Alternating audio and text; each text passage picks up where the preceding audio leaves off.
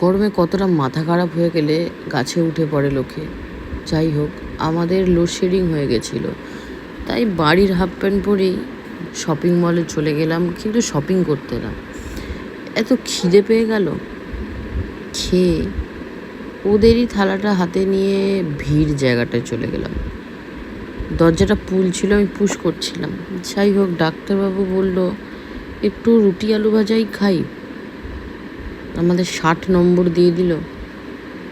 379 রুটি আলু ভাজা আসলো, কিন্তু বলল আমাকে সস খেয়েই থাকতে। তাও ফার্স্ট বাইটটা কিন্তু আমি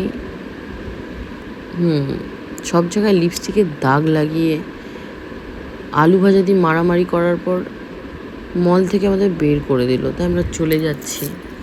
রুটি আলু ভাজার পর যদি একটু মিষ্টি হয়, হ্যাঁ, এই সাদা